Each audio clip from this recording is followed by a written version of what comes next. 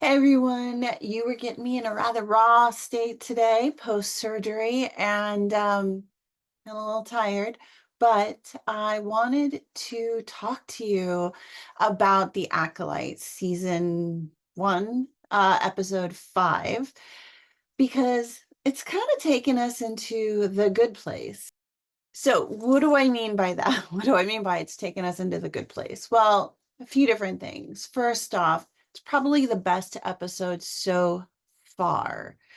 Still, I really am starting to find a problem with the length of these episodes. They are really maxing out at 30 minutes. In a couple instances, they might kind of edge up to that 40-minute mark. Honestly, this season, however long it ends up being, really should have been a half a season, and it should have just doubled down on the dark force elements, the Sith elements, and showed us the kind of the underbelly of the force, or the darker side of the force, and the characters who are in that space, and really just dive deep into those characters. But I feel like we're edging around that a little bit too much, and that's why they've kind of cut the episodes at like 30 minutes, 35 minutes maybe, when they really should have gone and stuck to that 45-minute mark as the base level, so we could get much more character development, so we really know who these characters are, what drives them, what compels them, and why they should matter to us. And we're just not hitting that yet.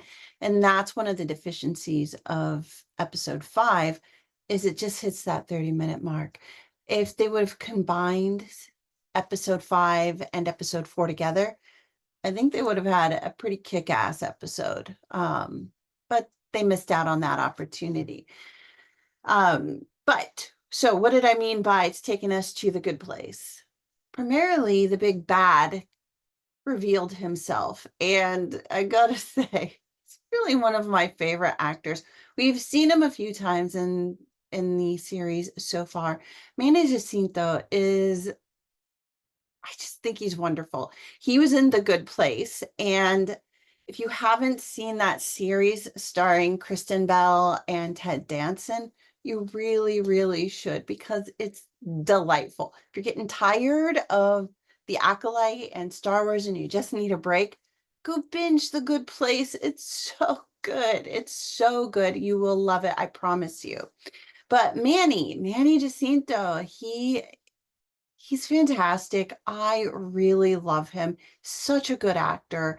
He's so charismatic on stage.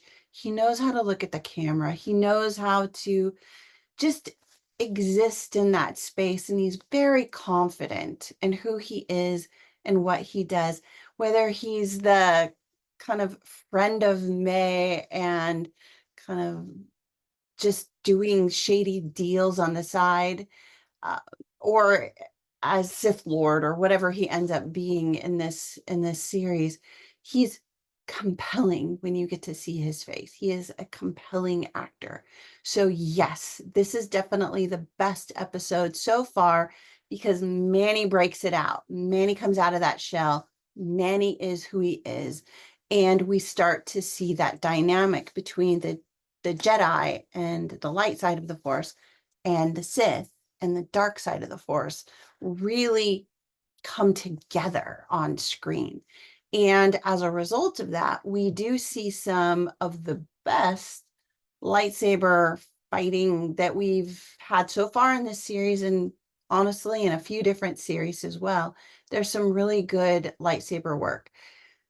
It isn't a forest, it is dark. You don't see all of the stuff that you want to see, but you do get a lot more action, and it's a lot more vivid than we see in some of the other episodes or some of the other shows.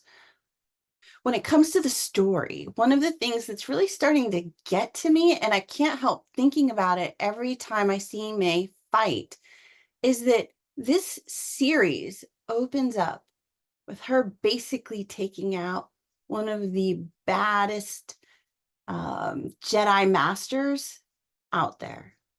Like, she doesn't waste any time taking out Carrie-Anne Moss's character. She does it fast. She does it clean.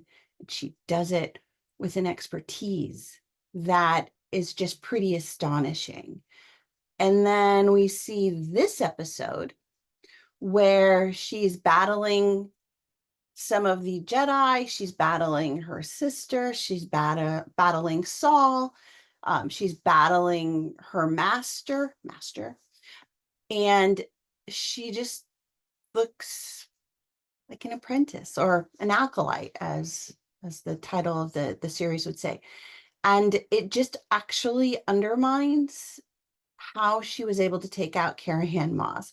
And I think that was a huge mistake. I think that's probably the biggest mistake that I see in this episode of the season so far, is that in order to make this episode work, they had to bring her proficiency level down with the lightsaber work and with the force work.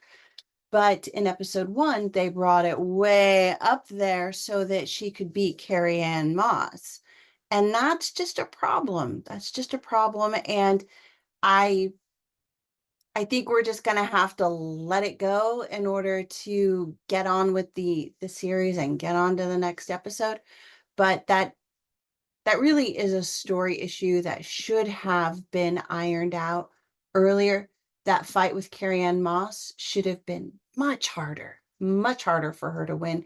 And she should have won by a mistake, because the way she won was not a mistake. I also really liked how the relationship between May and Osha developed when they actually started having some conversations between them. And you learn that they both have different sides of the story. They both have different memories of the same instance. Someone has got it wrong, but they were both little kids. So it would have been very easy for a story to develop in this direction that one believed, and the other in this direction that the other believed. But Saul clearly is keeping a secret, and it's starting to get annoying how he keeps saying, I'll talk to you. I'll tell you about it. Let me tell you this. Let me explain. And then he just never freaking gets around to it. He just needs to cut to the chase and get to it. And there are lots of points where he could be doing that because they're in a spaceship traveling around, or they're in a forest walking around. They could be having these conversations quietly and off to the side. They just need to get it done.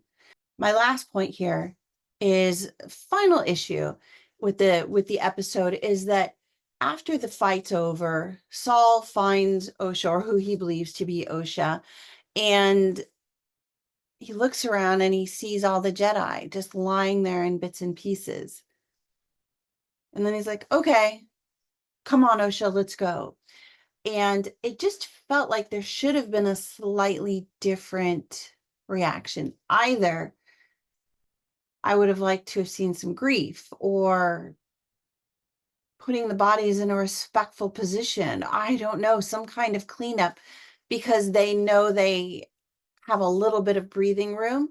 Or if they don't have the breathing room, because, hey, there's now this mysterious dark force user, Sith person out there that they need to report on, he needs to hightail it out of there. And sure, he thinks the guy's dead, but there should have been a slightly more energetic or emotional response than what we got. Or I don't know, it just felt like it didn't hit the note. That's what it is. It didn't hit the note quite right.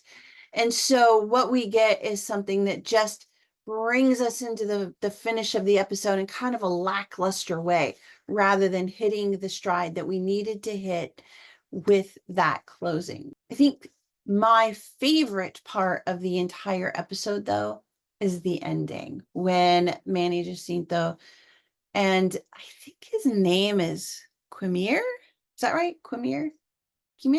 Something like that. When Manny Jacinto comes to the final battle location and he finds Osha, just that moment of him kneeling next to her body and kind of how that ends, that to me is the most compelling. That's what I have for you on episode 5 of The Acolyte. There's a lot of good, there's a lot of bad. It's kind of middle of the road. It's definitely the best episode so far. And if you are watching, it's definitely worth checking out if you want to see how this series is kind of stepping it up a little bit. And definitely check out Manny Jacinto. Love that guy. And check out The Good Place too, because even better than Acolyte. You'll probably like it more. All right, everybody, that's it for now. Happy viewing to you, and I will see you again, hopefully when I'm feeling a bit better. All right, see you later. Bye.